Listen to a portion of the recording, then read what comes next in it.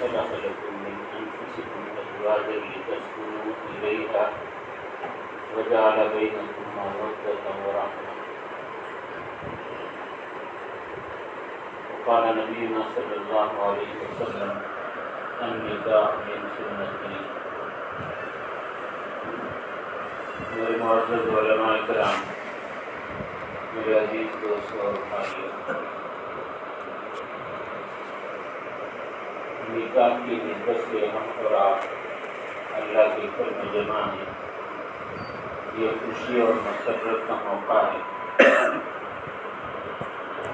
نکاح کی فضیلت کے لیے یہی کچھ کم نہیں کہ حضور پاک سرکار دو عالم صلی اللہ علیہ وسلم نے اس کو اپنی طرف نسبت کرتے ہوئے اپنی سنت قرار دیا.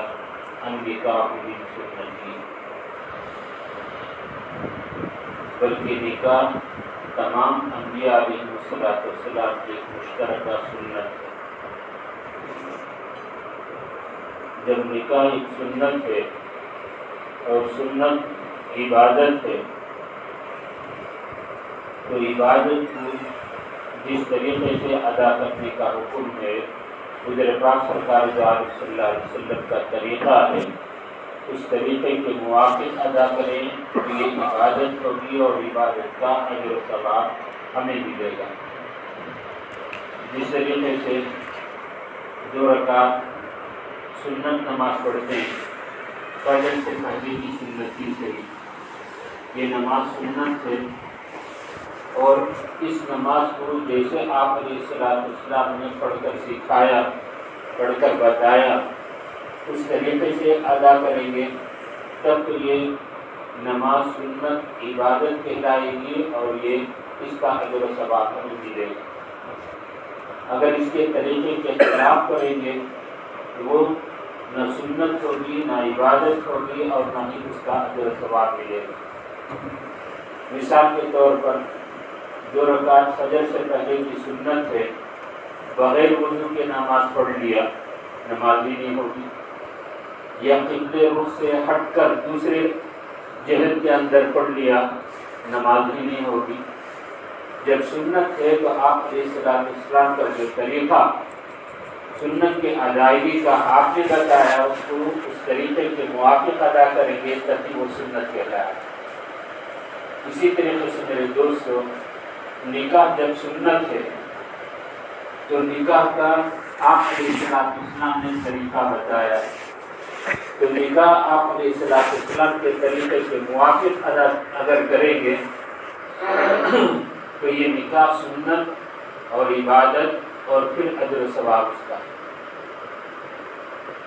ایک حدیث میں حضور صلی اللہ علیہ وسلم نے نکاح کے آداب سے متعلق بتایا.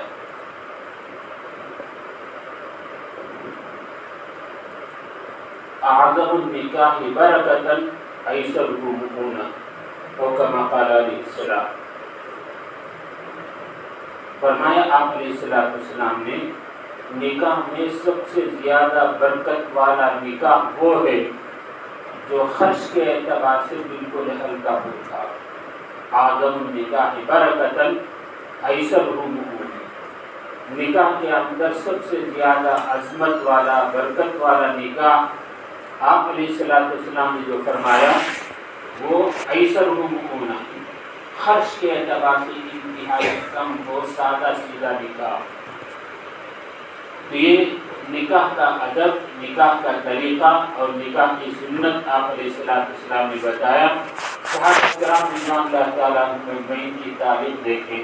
آپ علیہ السلام کے نکاح کے طریقے کو آپ اٹھا کر دیکھیں، انتہائی سادگی کے ساتھ، کوئی تکلفات اس کے اندر زیادہ اخراجات، مالی لین دین، کسی قسم کا کوئی ایسا پرتکلف ہو، نکاح کے اندر بہت زیادہ خرچ ہو، آپ کے اور صحابہ کی نکاح کے اندر نہیں.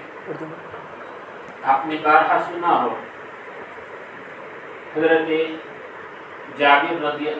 عبد الرحمن ابن عوف رضی اللہ تعالیٰ حضور پاک سرکار دو عالم صلی اللہ علیہ وسلم کے انتہائی چہیتے صحابہ. عشر مبشرہ میں ان کا شمار ہے۔ اردو میں دیکھنا ہے، انگلش میں تو جن 10 صحابہ کو آپ علیہ السلام نے ایک ساتھ جنتی ہونے کی بشارت سنائی، ان میں سے حضرت عبد الرحمن بن عوف رضی اللہ عنہ بہت ہی بڑے مالدار قسم کے ساتھ بڑی تجارت ان کی تھی۔ ایک مرتبہ آپ علیہ السلام کی خدمت میں حاضر ہوئے تو کپڑے کے اندر کچھ زرد رنگ کا نشان تھا، تو عام طور پر وہ نشان دلہا خوشبو کے طور پر لگایا کرتا تھا، خوشبو کا وہ نشان تھا۔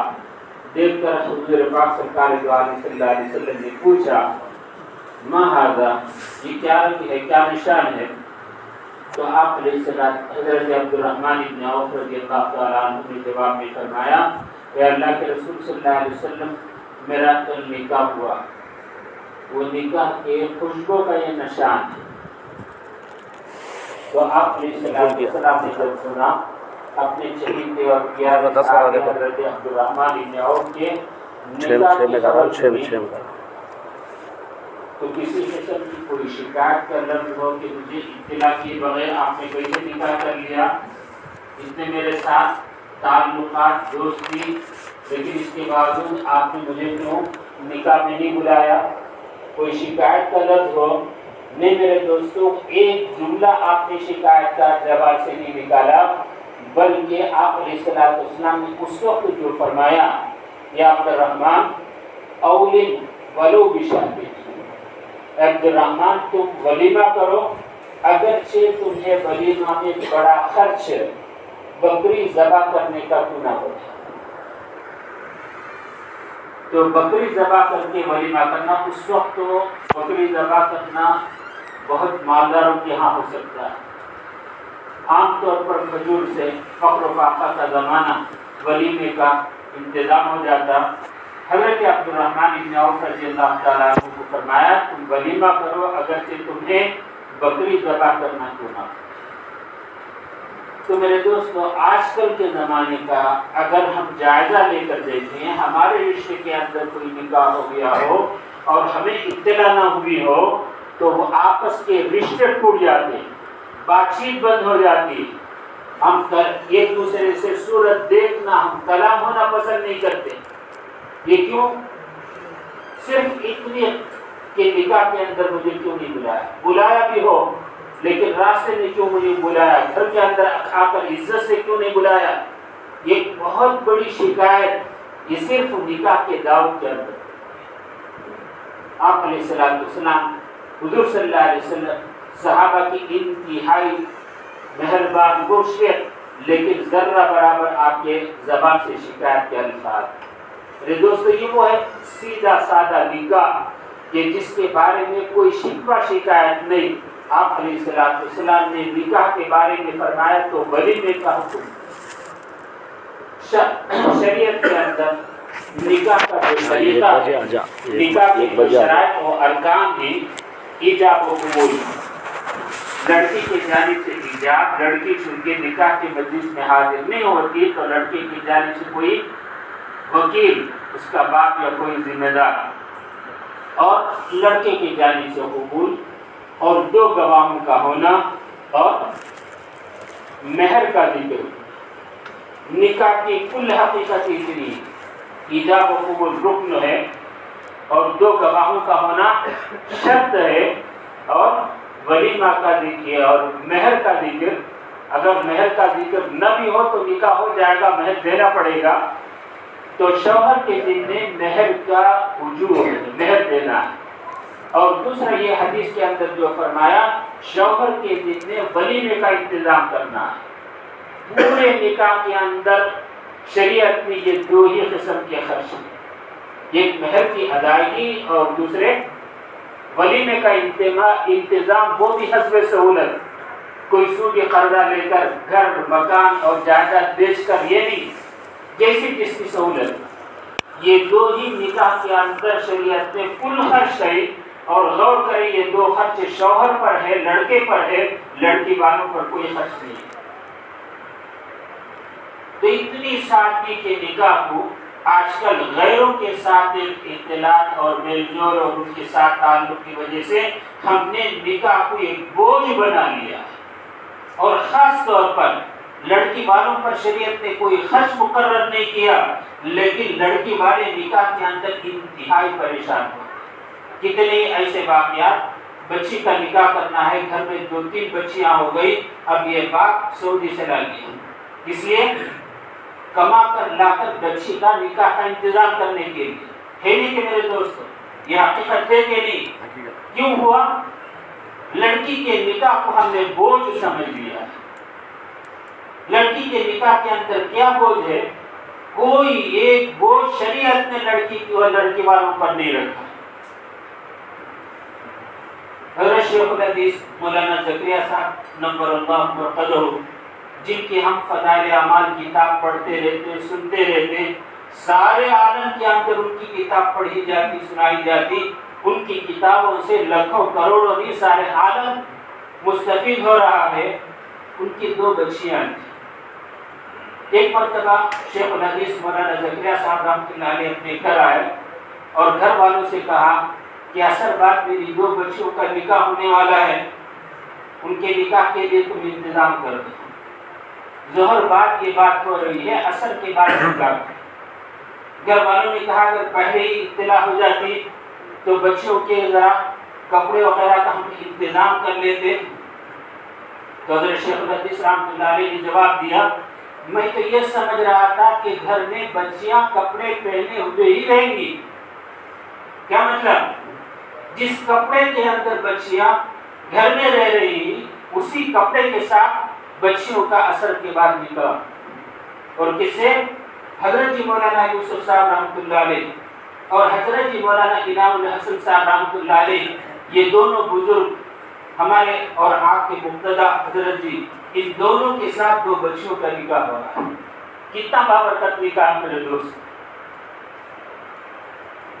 یہ ہے نکاح کے اندر وہ سادگی جو ہمارے اکابر نے کر کے دکھا ہے، لیکن ہم اس کو نکاح کو بوجھ سمجھ رہے ہیں۔ لڑکی کہیں گھر کے اندر پیدا ہو گئی، وہ گھر والا باپ اور گھر والے پریشان، 2-3 بچیاں ہو گئی، کیسے نکاح؟ کیوں اتنا بوجھ؟ ہم نے یہ جہیز وغیرہ کی، زیورات کے، کپڑے وغیرہ کے بوجھ کو اپنے اوپر سر میں لاد لیا، اور لڑکے والے بھی ایسے ہی بھکاری کہ جب تک اتنا مانگ ان کا پورا نہیں ہوتا اس وقت تک ان کی لڑکی گھر میں انبیائی رہتی ہے، بیٹھی رہتی ہے۔ یہ ہم نے بوجھ بنا لیا ہے میرے دوست۔ ایک اور افسوسناک واقعہ وقت ہو رہا ہے، ایک جگہ ایک باپ نے اپنے ہسپتال میں جا کر، قریب کے ہسپتال میں جا کر اپنے گردے کا بھاؤ کیا، میرا کڈنی فروخت کر رہا ہوں، اچھا کٹا ہے، اچھا خاصا 2 لاکھ روپے میں کڈنی سے فروخت کیا، اور کیوں؟ کیا وجہ ہے؟ میری بچی کے نکاح کے لیے۔ اللہ اکبر! بچی کے نکاح کے انتظام کے لیے اپنے 2 کڈنی میں سے 1 کڈنی کو ہسپتال جا کر فروخت کر رہا ہے، اپنے گھر کی بچی کا انتظام۔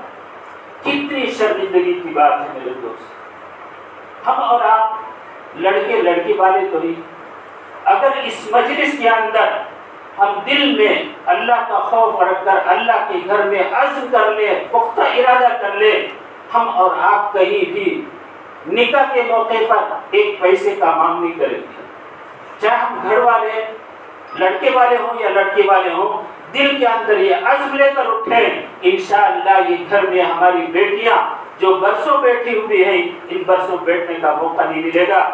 شریعت کے اندر حکم یہ ہے کہ 3 چیزوں میں تم تاخیر نہ کیا کرو۔ ایک جنازہ جب وقت تیار ہو جائے، اور ایک نماز کا وقت جب آ جائے، اور تیسرے گھر کے اندر بیٹی لڑکی جب اس کے جوڑ کا قابل مل جائے، نکاح کے اندر تاخیر نہ کرو۔ بلکہ اور حدیث میں فرمایا اگر یہ بچیاں نکاح میں تاخیر کی وجہ سے کوئی گناہ کا مرتکب ہو جائے، زنا وغیرہ کر لے، تو اس کا وبال ان کے والد پر ہوگا جنہوں نے برسوں انتظار کر کے بچی کے نکاح کا انتظام دی۔ یہ کتنے خوف کی بات ہے میرے دوست! شریعت نے نکاح کو اتنا آسان کیا ہے، لہٰذا ہم اور آپ عزم کریں، دل کے اندر ایک پختہ ارادہ کریں، ہم اپنے بچے کا نکاح بغیر کسی مانگ کے، بغیر کسی ڈیمانڈ کے، ایک پیسے کے لالچ کے بغیر ہم اپنے بچوں کا نکاح کرائیں گے، کرا کر دیکھیں گے انشاءاللہ ماحول معاشرہ کتنا صاف ستھرا ہوگا۔ یہ جو وبا ہے، ہمارے گھر کی بچیاں غیر مردوں کے ساتھ کافر ہو کر بھاگ رہی ہیں، ایمان کا سودا ہو رہا ہے، ایمان ان کا بک رہا ہے۔ میرے دوستو، یہ سب وبال ہمارے اس بچے کے شادی کے ڈیمانڈ کی وجہ سے، تاخیر تر تاخیر۔ اب یہ بچی ہے، کام کر رہی ہے، کام کو جا رہی ہے، دوسروں کے ساتھ لو محبت ہو گئی، اس کے ساتھ چلی گئی، ماں باپ جو برسوں سے پال کر بڑا کر کے رکھے ہی، ان کے ذرہ برابر عزت کا کوئی لحاظ نہیں۔ تو دوستو، اگر ہم اس وقت یہ ٹھان لیں، انشاءاللہ کوئی دور بات نہیں، ہمارا معاشرہ صالح، ہمارا معاشرہ انشاءاللہ پاک و صاف ہو کر ہمارے گھر کی بچیاں جلد سے جلد گھر میں نکاح ہو کر بیاہ ہو کر اٹھیں گی۔ اللہ تبارک و تعالیٰ اس کی توفیق سے ہم سے ہر ایک کو نوازے، آمین۔ وآخر دعوانا